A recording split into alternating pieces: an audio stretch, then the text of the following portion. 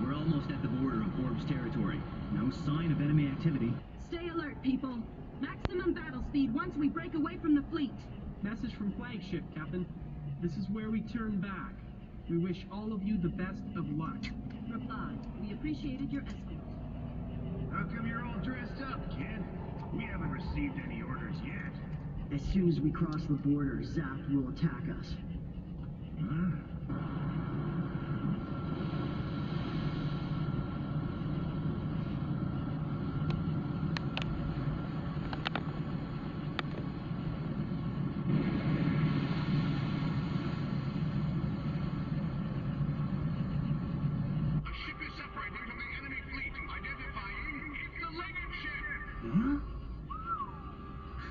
I knew you were right, Athrun. We're taking off. That ship goes down to...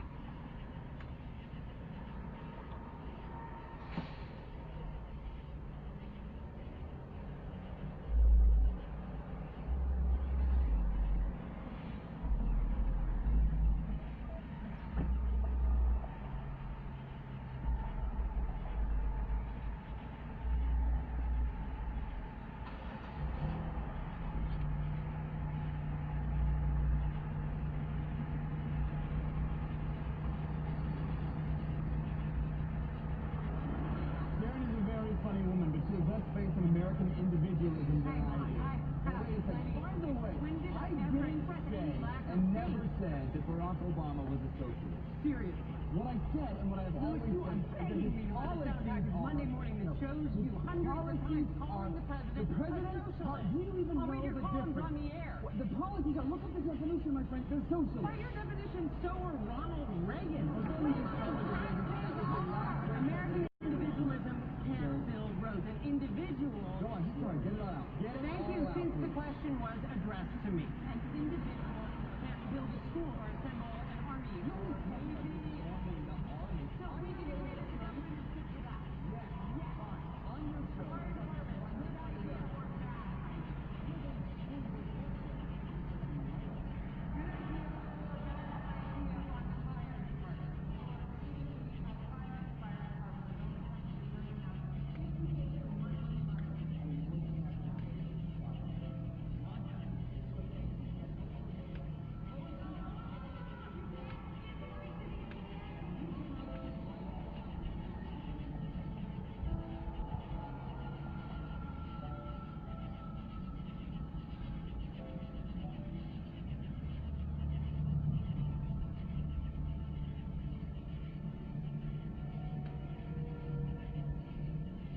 Coming out of the north.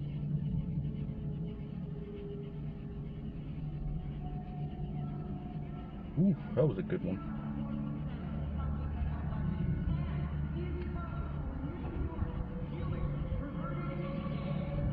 Will. Yes, sir. Anything to add? I think we need a more precise definition of perverted. Okay. We'll go on to the next question. Yes, sir. My name is Stephen. Junior. The question is for Mr. Wood. Do you consider yourself I consider myself a New York Jets fan, Stephen. Since it's been brought up, you've almost religiously avoided Thunder. or even implying a political view. Conway. Is that because, as a news anchor, you feel the integrity of your broadcasting? That sounds like a good answer. Thank you. There was a short piece on Vanity Fair's website by Marshall Westbrook. You probably saw it, where he calls you the Jay Leno of news anchors. You're popular because you don't bother anyone. Yeah. How do you feel about that? Jealous of the size of Jay's audience. Are you willing to say here tonight whether you lean right or left? I voted for candidates run by both major parties. Move on to the next question. Hi, my name is Jenny. I'm a sophomore, and this is for all three of you. Can you say in one sentence or less what? You know what I mean. Can you say why America is the greatest country in the world? Diversity and opportunity. Lewis? Freedom and freedom. So let's keep it that way. Well, New York Jets. No, I'm going to hold you to an answer on that. What makes America the greatest country in the world? Well, Lewis and Sharon said it. Diversity and opportunity and freedom and freedom.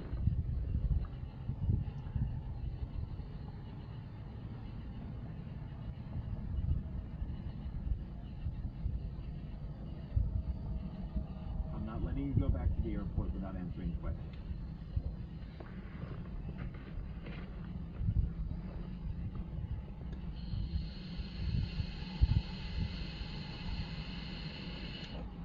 Well, our Constitution is a masterpiece. James Madison was a genius. The Declaration of Independence is, for me, the single greatest piece of American literature. You don't look satisfied. One's a set of laws and the other's a declaration of war. I want a human moment from you.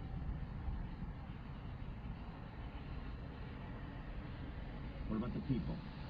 Why is it Not the greatest country in the world, Professor. That's my answer. You're saying Yes.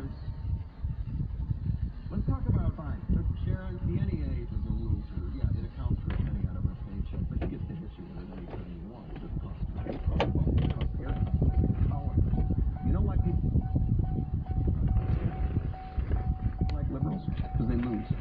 If liberals are so fucking smart, how come they lose so goddamn always? Hey, and with a straight face, you're gonna tell students that America is so star-spangled awesome that we're the only ones in the world who have freedom?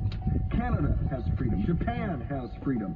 The UK, France, Italy, Germany, Spain, Australia, Belgium has freedom. So 207 sovereign states in the world, like 180 of them have freedom. All right. And yet you, sorority girl, just in case you accidentally wander into a voting booth one day, there's some things you should know. One of them is there is absolutely no evidence to support the statement that we're the greatest country in the world. We're 7th in literacy, 27th in math, 22nd in science, 49th in life expectancy, 178th in infant mortality, 3rd in median household income, number 4 in labor force, and number 4 in exports. We lead the world in only 3 categories: number of incarcerated citizens per capita, number of adults who believe angels are real, and defense spending, where we spend more than the next 26 countries combined, 25 of whom are allies. Now, none of this is the fault of a 20-year-old college student, but you nonetheless are, without a doubt, a member of the worst generation ever.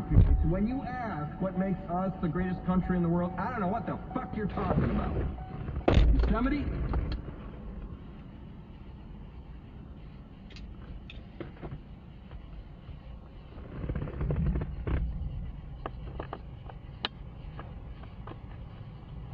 Sure used to be. Stood up for what was right. We fought for moral reasons. We passed laws, struck down laws for moral reasons. We waged wars on poverty, not poor people.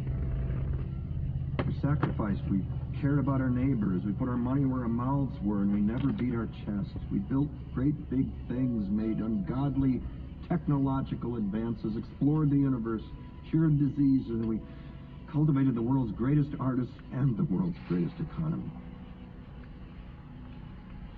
We reached for the stars, acted like men. We aspired to intelligence. We didn't belittle it. It didn't make us feel inferior. We didn't identify ourselves by who we voted for in the last election, and we didn't scare so easy.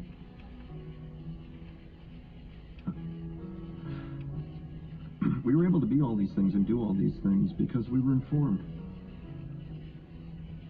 by great men, men who were revered. First step in solving any problem is recognizing there is one. America is not the greatest country in the world anymore.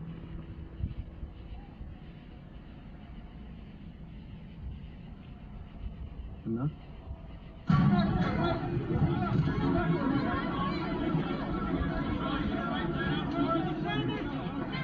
What the fuck was you? I'm sorry. I'm taking medicine for vertigo, and I think it works because I got it. You're in trouble, man. You can't talk to me like that. You need a doctor? Jesus Christ. Listen.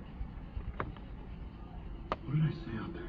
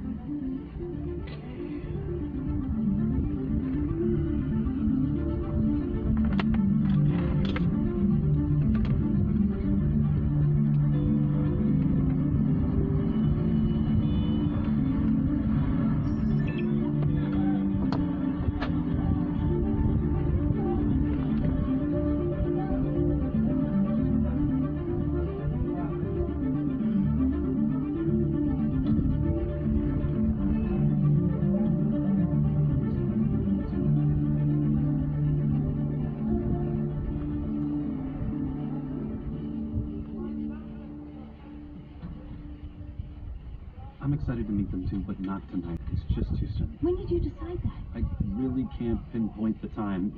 I have to get back into my meeting. It's not a meeting, it's a party. There's We've been pizza. dating for 4 months, and I think that's too soon to meet her parents. That's like level 3 stuff. We're at level 2. Can I get a ruling? When the conversation started in front of my desk, I was concerned that I'd been caught in the middle of something personal, but I can see now that I was worried for nothing. I think it's too soon to meet your parents. I'm not comfortable with it. Can you respect that? I've been telling them about you for months. What am I supposed to say? That I had to work late. Why? Why does anybody ever have to work late? They don't. They're usually lying. That's true, but I know that you can sell it. Now, why would you make a dumb decision when I'm offering Loyalty. you... I'm making a dumb decision out of loyalty. You're making a smart one out of ambition. Yeah. You can't remember your name, Maggie, and I'm the asshole. I was an intern, and he promoted me to his He assistant. didn't promote you, honey. He thought you were his assistant.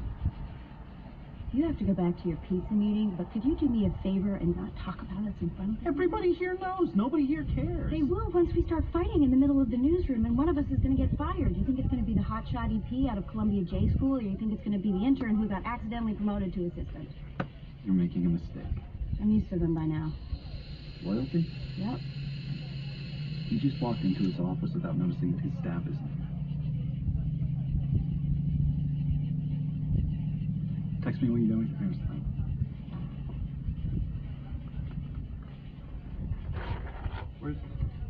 Where is everybody? Welcome back, man. Thanks. Where is everybody? You gotta go up to see Charlie. Okay. Where is everybody? I have strict orders from Charlie not to say anything until he's talked to you first. I've got a meeting. What's going on?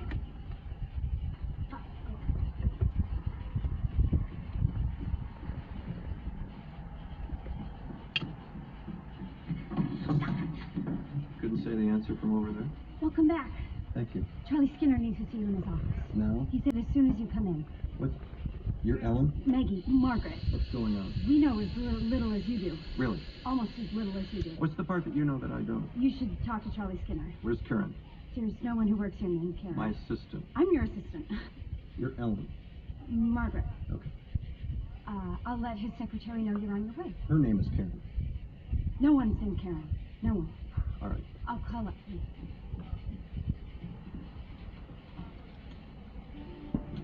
Angela, hi. It's Maggie from downstairs. You can go in and he's waiting for you. Thank you. Now, my friend, the bought it, the paid for it, had the receipt. I want to keep it here. You're wearing it.